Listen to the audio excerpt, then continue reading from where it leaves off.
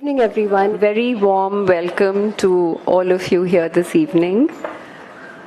Mumbai is buzzing with creative energy as we speak, and I'm sure many of you are making your way here from the Literature Festival, from the Art Deco Talk, from a million other things that are happening in the city. So thank you so much for joining us here this evening. It's really a joy for us to see this room alive with so many friends, familiar faces. Wonderful to have the Consul General of Japan here with us. Familiar faces and new ones from across India and South Asia, all gathered in the shared spirit of curiosity and connection.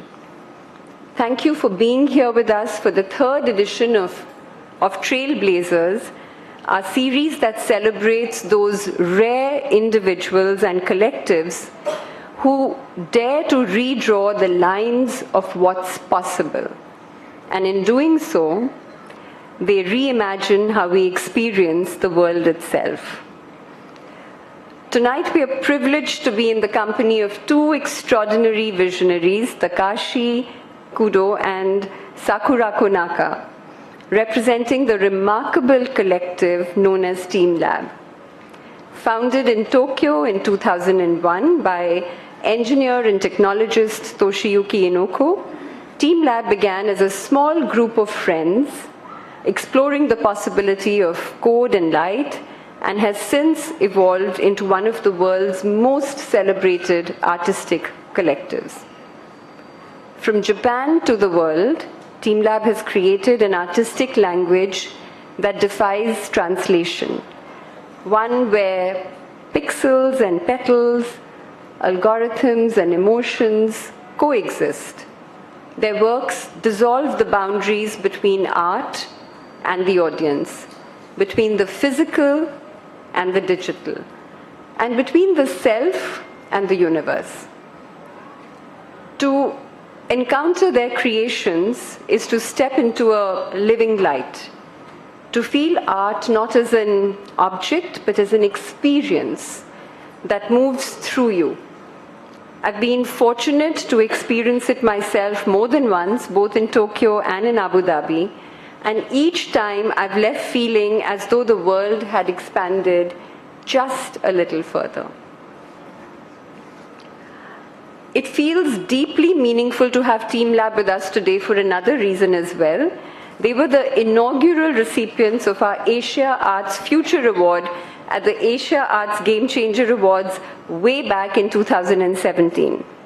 And as we look ahead to the 10th edition of the awards this coming February, tonight feels like a full circle moment, a chance to celebrate not just their evolution, but the ripples of inspiration their journey continues to create across the globe. And I'm so delighted that we were able to acknowledge this way back in 2017. I'm also equally delighted that this evening's conversation will be guided by Prateek Raja, co-founder of Experimenter, a gallery whose work sits at the very crossroads of art, technology, and critical thought, making him the perfect interlocutor for tonight's dialogue on creativity, on immersion, and the future of artistic experience. This Trailblazers series is presented with the generous support of the RMZ Foundation, whose conviction that art, design, and culture can be catalysts for social transformation resonates deeply with our own purpose at Asia Society to foster dialogue, empathy, and connection across every kind of border. My warmest gratitude to you, Anu, and the RMZ Foundation team for your unwavering faith in the power of creativity to shape a better future. And how fitting that we gather just days before Art Mumbai, a celebration of India's vibrant creative energy. There could be no better prelude than an evening that reminds us that creativity knows no borders, only possibilities. With that, it is my pleasure to invite Anu Menda, Chair of the RMZ Foundation, to share a few words with us before we begin.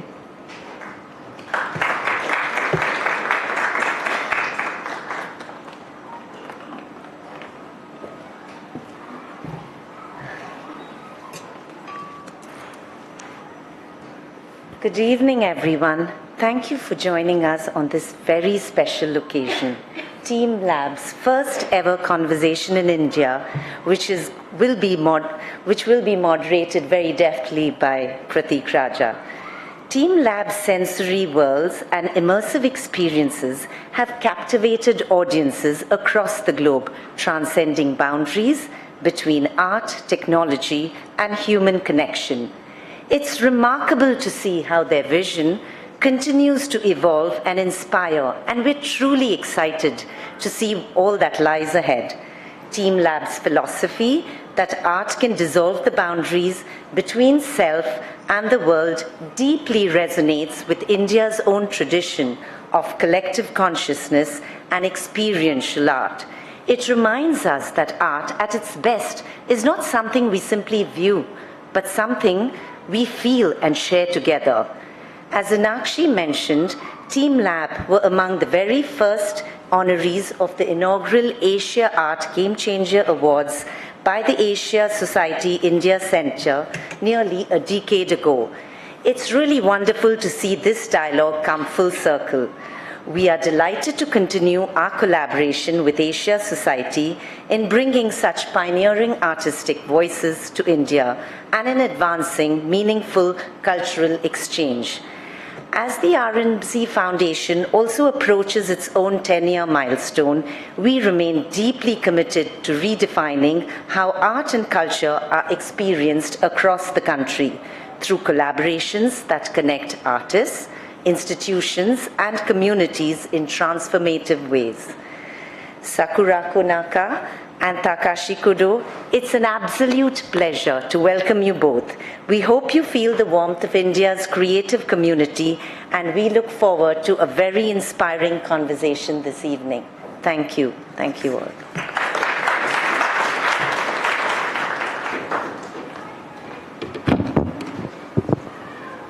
Hello, Bombay. So before we kick off for the whole busy season of the art world and the art week, this is really an amazing opportunity to not just speak to them, but also to see all of you. So thank you for coming out today on a Sunday evening. Thank you, Asia Society, Anu and RMZ Foundation for all the support, and everyone who's here. It's incredible to have been witness to what you've done together with your team. So, and I'm sure it wasn't how it always is many years ago when you started. When teamLabs was first envisioned, there must have been challenges and there must have been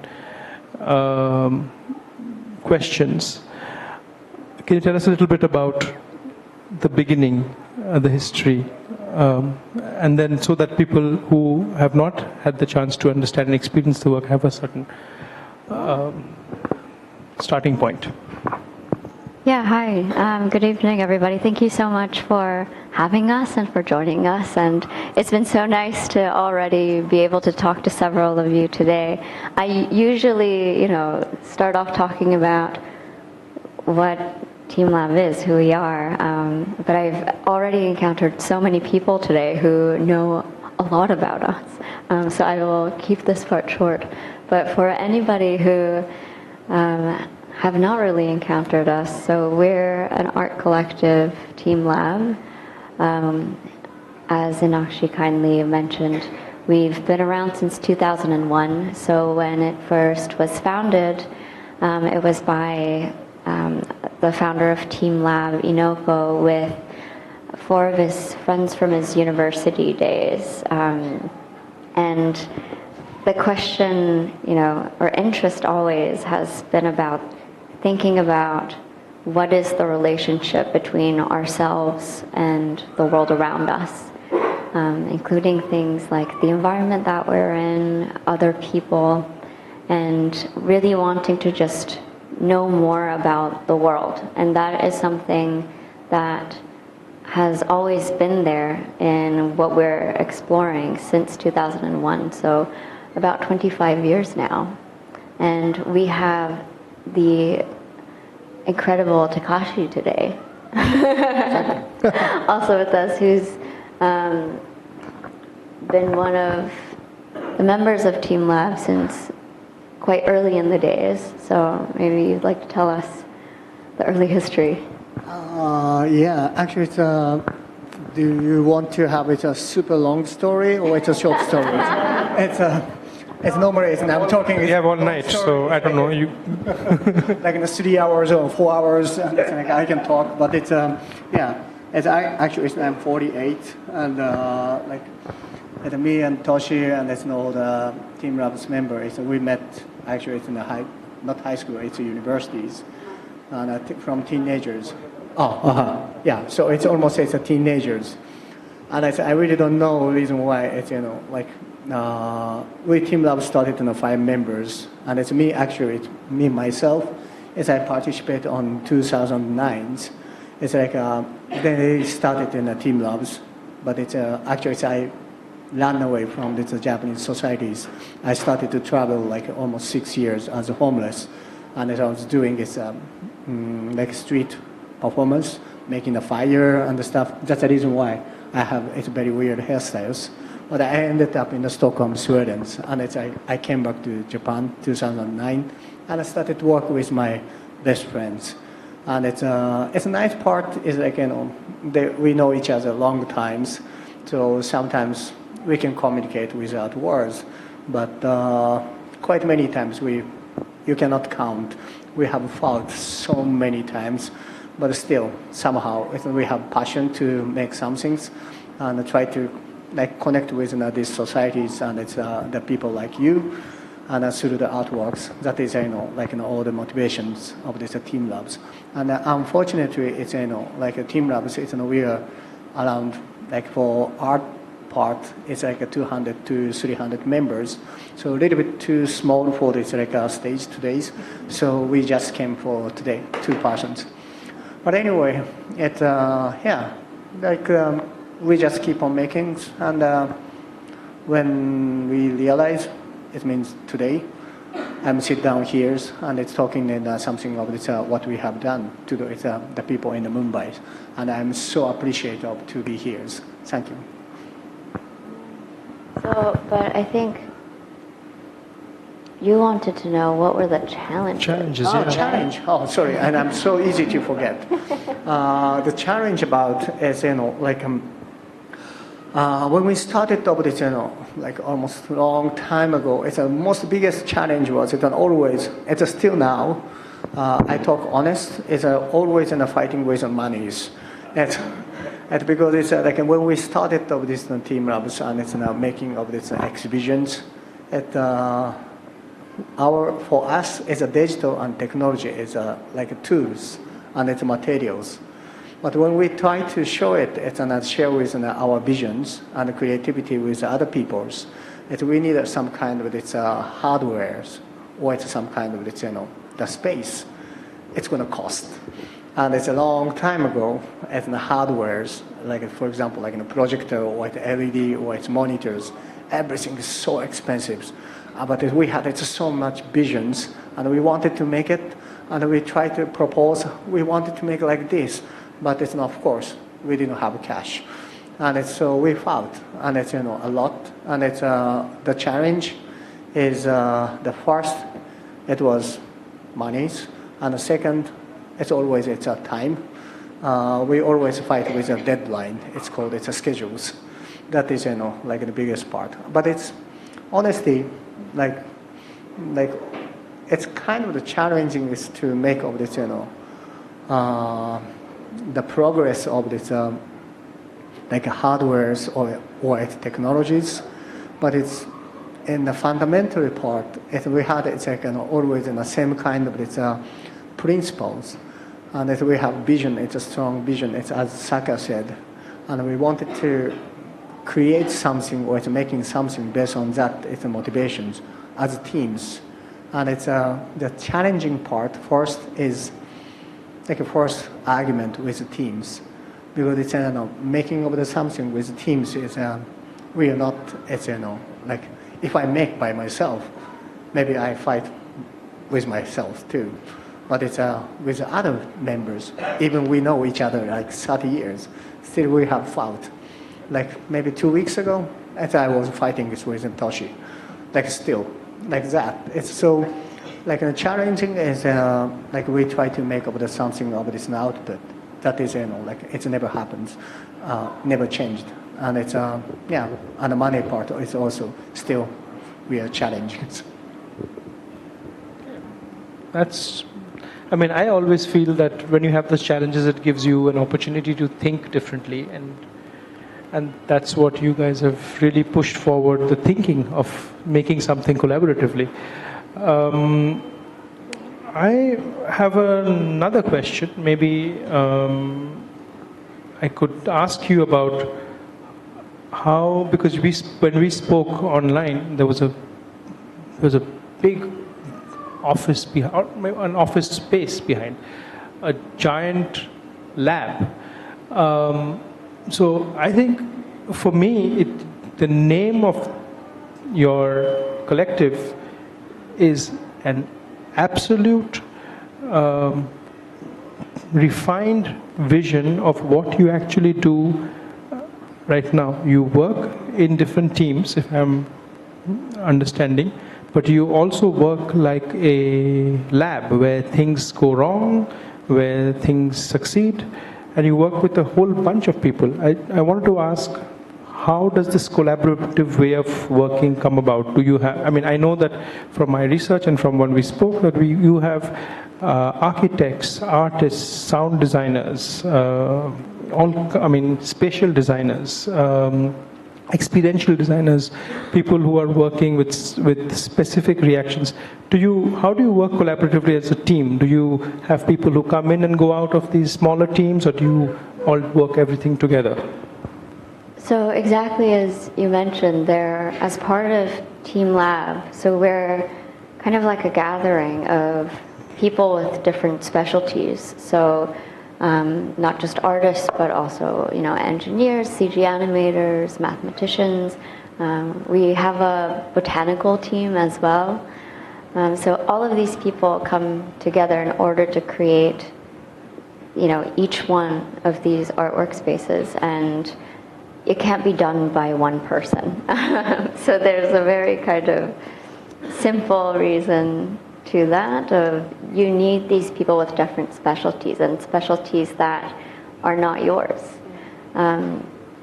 So there's that for one, and exactly as it's in the name, it started and still is a laboratory for a team. So for a team to come together and experiment together and fail together, and through that we're exploring these kinds of concepts. But it's, I think, kind of organic in the sense that the specialty that is required, people come in and out at different parts of the process. And what you were saying about the space that we work in, so if you are ever in Tokyo, we would love for you all to see. But there are no kind of separated, walled-off rooms. And so people can kind of tap each other on the shoulders, and you might be talking about how to create one artwork space or talking about experimenting something. And, but, how does this work from a botanist's point of view? Or architecturally, how does this work? Mathematically, how does this work? And people can kind of tap each other on the shoulders and ask each other. So it's very physically collaborative as well.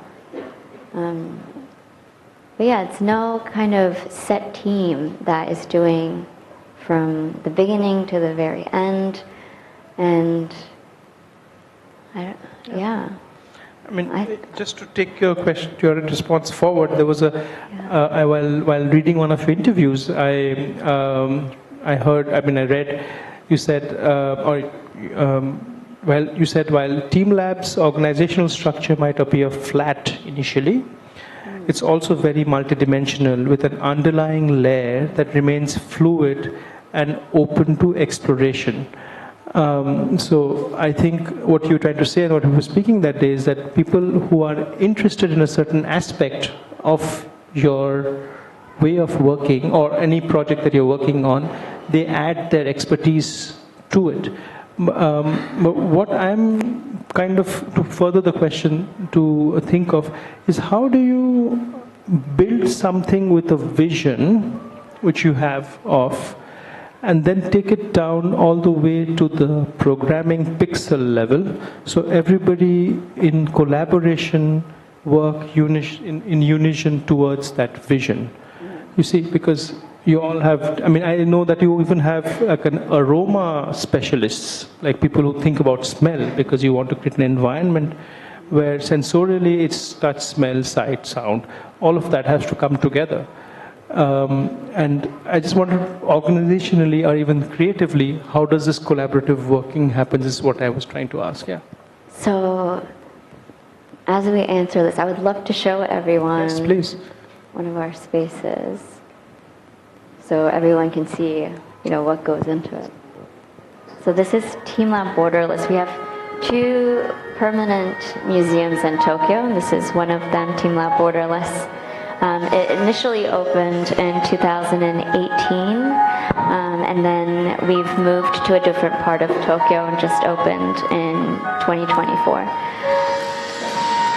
And the concept of teamLab Borderless is, so there are about over 60 independent artworks, but they are all truly borderless. They're moving in and out of rooms. They might begin in one room, but they will go through the hallways, enter other spaces, and you may see the same motif of, say, waves or butterflies, but you see them appear, like this. They're all connected. So with the waves, for example, they might flow into the hallways and enter this space, and then transforms into waves. So in that way, everything is really creating this one continuous borderless world. And so as you can see, there are many, many aspects that are involved and lots of people that are required to do this. And one kind of thing is that we're all a part of teamLab. So all of this is done, for the most part, in-house. So we're thinking about the artwork spaces, but we're also thinking about, where we place things and the space itself, and all the kind of minute details is also being done by us as a team. And then maybe we can talk. I've also heard that quite a few people have already seen it. But maybe Takashi, I would love to hear about this idea of co-creation. So this is one of the spaces that we just saw in the video. Yeah, actually it's in the teamLabs. It's like as names. We are like a team, so it's like we call the specialist. There is software engineers, and it's hardware engineers, and it's mathematicians for this algorithms, and also like botanical persons, or it's aroma and sensing, computer visions, and it's so many. It's a different type of the programs, and it's the engineering, the professional, it's a specialist. We're making in the teams. So even for this this one specific, it's like the space, how to make it. It's of course there is hardware engineers, and it's also like sensings, and it's like also it's like sound teams, and it's also what's the names? Visuals. It's like, it means CG animation. It means like sculptures, and also like holder. It's connected by the networks of the channel, and also like aromas. And as we try to make of this architects too, because it's for us. We are making of the artworks by softwares, but most of the people cannot see it. So we have to visualize that in some kind of magic words. It's called computer language, to show to the people, to share with our visions. And then we try to use light or something kind of the mediums to show it. So like if I compare with some kind of the fine art, some people are using of this like maybe the islands or the stones or like oil paintings and the water paintings, and we are using of this light or it's some kind of this like mediums, and it's for us the canvas is space itself. So like always it's like we work with it's our like teamLab architect is our teamsman. teamLab architect it's like specialist teams for it's like an architect, and we try to like not design but it's like create of the space itself. And it's maybe I need to say some things of this like, and I forgot to tell the most challenging part for us. It was like I joked about it's money and the times, but it's the most biggest problems was it's like an existence. Yes. And existence is like what we are making is like not materials. So it's much more like something it's no material things, but it's still it's for us, or it's like maybe some people it's like working for the digitals. It's for us it's like a digital. It also exists, but it's quite hard to share with other people. It's almost it's like like dreams. It's people has it's like the same dreams, but it's share with other people's, and it's how to share with that is the existence that people cannot see it, to show with the other people's. So that was the most biggest challenge of that. And we believed of this, at least I believed, is how humans recognize the world. I can say it's like if I like relationship between human and the digitals is basically it's two ways. It's one way is one is like which human is going to go to it's a digital world. It is much more like it's a mainstream of today's. Like I'm not against anything, so don't misunderstand. But it's we can use of this VRs or it's like maybe in the futures, like in the Matrix and the movies, we're going to connect on something of this in our body to it's like the digital world. And I try to be inside of the digital world. And it's another way is try to bring over this like a digital world to bring to this physical world. And this physical world transform to it's a canvas. And I try to it's like an experience of this like our creativity with physical bodies. And I very strong believed it's we human it's a recognized world. It's much more like physically. And it's an important part is like some kind of a moment, and maybe it's I'm going to say it's like oneness or whatever. It's like when you are in the natures, and you're going to see over this like sometimes it's like a very like miracle moment, like you climbing on the mountains, and then suddenly it's like rain comes, and there's a rainbow showing up, and it's like wow, it's beautiful. And what I feel is like wow, I am one part of this this world. I'm a super tiny existence, but I am like a continuity of this world. And that is, when I felt it, I feel it's some kind of, like, it's very hard to explain by words, but it's very beautiful, and I'm very appreciative of some things. And I would love to share with other people's. And then it's, like, we try to make this physical world to transform to our canvas. And try to make the people to be inside of this our creativity with physical bodies.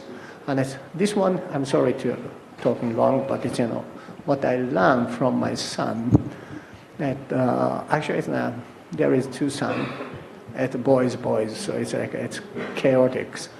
At 10 years, and it's like now 6 years old, and it's my older son. He's now 10, soon it's 11, but when he was 4 years old, he asked me, Daddy, I want to swim. And I said, it's okay. So I tried to explain to him how to swim. It's very logically. We humans can flow. And I said, no, you don't need to worry about it, the waters. And I said, no, like even you drink too much, maybe you're going to die. But if you drink, it's a little bit. it's fine. So it's, don't scare. And it's, we watched over it so many, like in a book, and it's like in movies, and it's, like he said, I understand. Okay. So it's, I took him to the swimming pools, and we jumped together to the swimming pools, and then it's, he sink, of course. And so I rescued him, and it's like, he was, it's, of course, it's like drank a lot of the waters, but it's nice. It's like, don't be afraid. I'm with you, and it's, like, just relax, and it's no stress. I'm with you, and it's, like, trust me, and just be inside with it in the waters. And he didn't give up over this, like, 2-3 hours. And suddenly, he understand the waters, and he started to swim. And it's, I think it's, most of you is also it's had the same kind of experience, maybe in the bicycles, or it's, maybe it's like swimmings. But I think like naturally the relationship between human and the world is like that. If you want to understand some things, you have to jump in the waters, and it's like if you want to understand the waters with physically, that's the only way to understand. But I'm not against today's educational systems, but it's when I was kids, like elementary school, I couldn't like sit down. I always, it's like moving, and I cannot focus on some things, and it's quite many information in front of me, and I have to study it, and I try to behave of this, and I understand, but I couldn't understand. But it's the point is like if we really want to understand of this world, is we cannot forget about our physical bodies, because it's like that is like some things it's my son taught me, and it's this is actually it's the truth and the fact, and it's today's like much worse, not much worse, but it's I'm using it a lot of this internet too, but there is so many information in this world. And you can access it super easily, but it doesn't mean we became smarter than before. The point is like we cannot jump in this digital waters or digital ocean with physical bodies, and it's what we want. It's we're using of this new material and tool. It's called the digital and technologies, and try to make of this physical world to make of this the canvas. And try to make the people to be inside of this, with imagination, with physical bodies, with other peoples. And that's the only way to understand this world. I loved Mumbai. It's like almost, the first time in these 15 years. It changed a lot. I read it in a lot of this news, and it's a lot of the articles, informations. But it's yesterday we were walking around in the cities, and it's smell it, and walking and talking with the peoples. That's a way how to understand this, like Mumbai, and it's like Indians, and it's a reason why we came here, and it's now we try to share with times with you, and it's in the same timings with physical bodies. I'm sorry, and I was talking too much, but it's please next questions. This one is we made over this like almost 10 years ago, so it's okay. It's like a skip. we actually wanted to. It's in our dreams is in the futures. It's our canvas is like now. It's like in the museums or it's some specific space, but my dreams and it's in our dreams is if we could make all this in the city itself, it's made by an art. It's not. There is an artworks, but it's if you are living inside of that artworks, it's maybe it's it's going to affect it of this in our mind, and it's in our lifestyles, and it's I don't know what's going to happen. Maybe it's everybody is messed up in our mind, and everybody became super crazies. But it's important things is what I learned from my son is. You have to jump inside of the waters. So maybe this is just one of the stupid dreams, but it's one day I would love to make of this cities by art. Oh, that's wonderful. What we wanted to make. Wonderful. That's really it's not the end of it. No, it's not. It's not. I have many questions. I'm sure you too. Actually, you kind of answered my next question, but the human experience, I guess your your friendship with the founders and your own friendships within the teamLabs is also a human experience. And what you bring as an individual from we just spoke very briefly for 2 minutes before the conversation started about your own experience of traveling, etc. You must be bringing all of that to the process. Anyway, but what I'm trying to understand is, or I'm trying to ask this question, is you say also in other situations that teamLab is exactly interested in this very powerful, transformative experience. And it's a philosophically beautiful idea. You think of an experience that is fleeting. Of course, it's an environment, so you're already in a certain sense of mind. You forget the world outside. You're inside an environment which has touch, smell. You have an installation which you actually have to wear boots, and there's water flowing through. So it's really an alternate reality. It's a different world. And you call the most largest and most uncontrollable blank space is the human experience within that space. So the human being completes the work in a certain way. My question to you is, when you plan these rather large, intricate computer-generated or electronically generated environments, do you control or do you predict the human experience also, or you think it's uncontrollable? The first, we are not big brothers from this 90s. No, I didn't mean in that way. We don't control the humans. But do you know I didn't mean that way at all. I mean, sorry. No. I mean, are you able to predict that, okay, we will build this in such a way that I will incite a different kind of experience? Well, I think no. I don't think. I think that's why it's a blank space, is that we don't know how people are going to behave, and so with Borderless, for example, so there are like I was saying, there are all of these independently existing artworks that move around in space, but as they do that, that means that they're intersecting and they're overlapping and they're relating to each other constantly in different ways. And then people are a part of that. So people also, influence the artworks. If too many people touch the butterflies, they all scatter and die, and that means, they might not go into another room, and you might not see that artwork in that room. So people are truly a part of it, and it is transient, and people never behave the same way.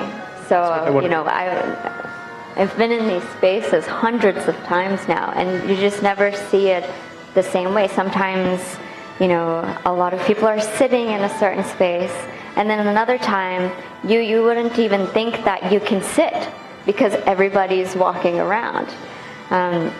So in that way, I think there is, but how different it is. The way that it's different is not maybe something so profound that we're creating a space for, but rather it's how the world is.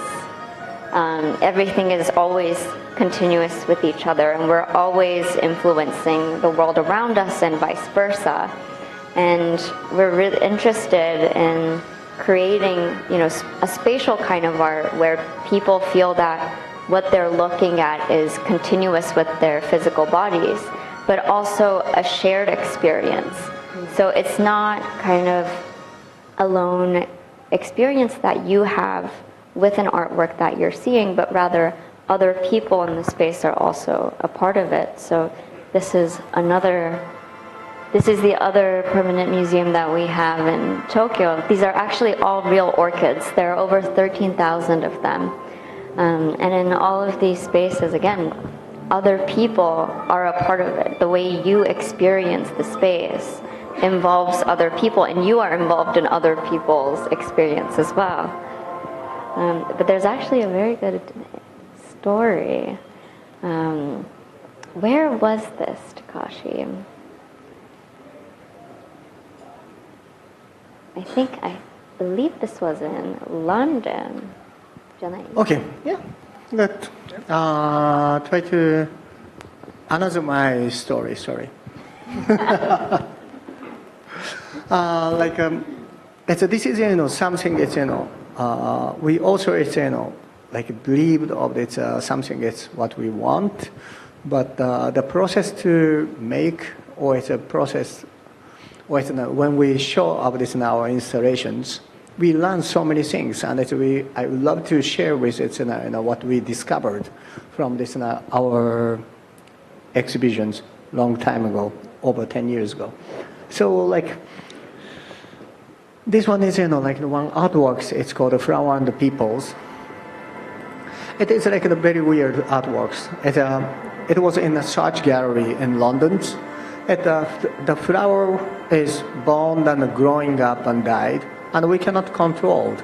And it's not movie, so it's real time. So it's generated, and it's somewhere it's just showing up. As it's the flowers or it's a plant in the gardens or park. And it's we human, it means the visitors, when you're inside of these rooms, and if you didn't move, the flower is showing up, it's around you. And if you touch it, actually you can kill the flowers. I don't know reason why, but it's we Japanese, it's very weird. We love when the flower is died, the most beautiful moment. It's a cherry blossoms or whatever's. So we try to kill it over this and hold out the flowers. But anyways, this one is if you touched, the flower is died slowly, and it's a beautiful moment. And when I remember it's the first time we showed it of this artworks. It was at Japan Society in New York. It was over 15 years ago. It's 13 years ago.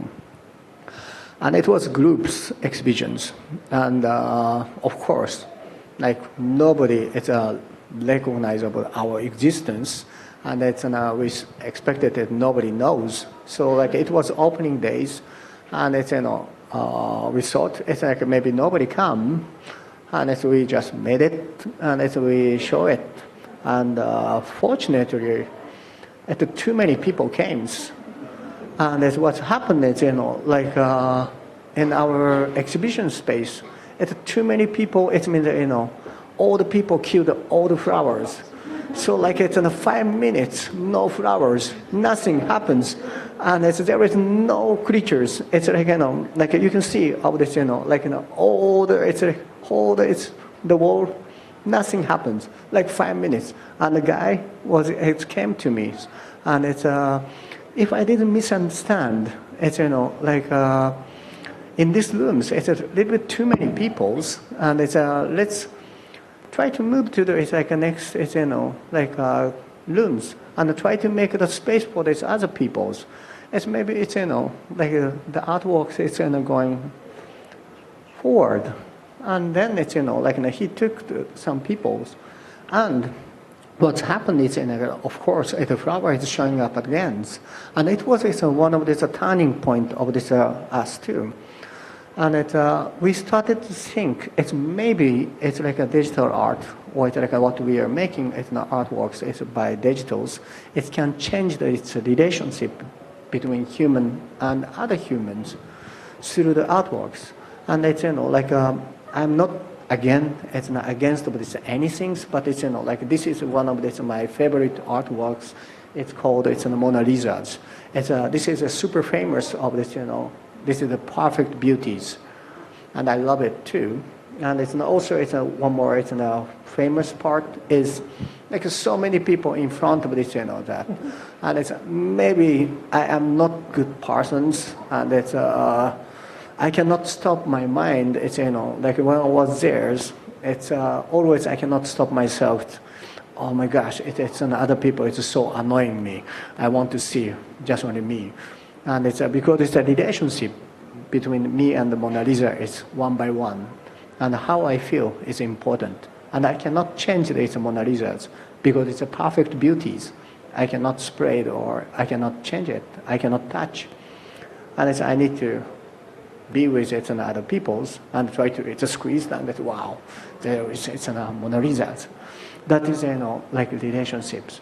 But it's, like what we tried, it's like, we are represented by the gallery called Pace.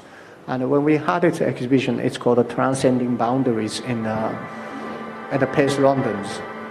好きなページで OK です。So this was, like an almost prototype of this teamLab borderless. In the rooms, there was waterfalls. And if you're standing, the water is in real times and it's shaped around the visitors. And if you didn't move, the water is shaped around you, so there is a space, so flower is showing up. But if you moved, the water is a flash away of these flowers. And just imagine if there is 3 people. And the first person is watching over these walls and watching over these waterfalls. And she cannot see of this behind of her. But she is one part of this, this space. I feel it's beautiful, but it's one, just imagine you are at the 4th person to be inside of these rooms. And you saw of this, like, wow, something happened of these rooms. And it's, this is almost like Zen gardens or something. So it's, there is a peoples as like rock on in rivers. And even they didn't realize that it's, like, who you are, at what happens around you, because it's, you cannot see behind of you, and you cannot see of this, what's happening under your feet. But it's, your existence is certainly affected to this world. And it's, if that is, like an output, it's beautiful, it's maybe, it's, it can change over this people's way of thinking, as like it's, what's happening in New York. And it's, this is, something of this, sometimes it's a problem of the museums, and always, and I'm also taking care with my sons, it's the kids. It's, they sometimes, it's like, especially today's, it's, if they saw that it's some artworks, they want to touch, and they want to run. And it's so hard to stop them.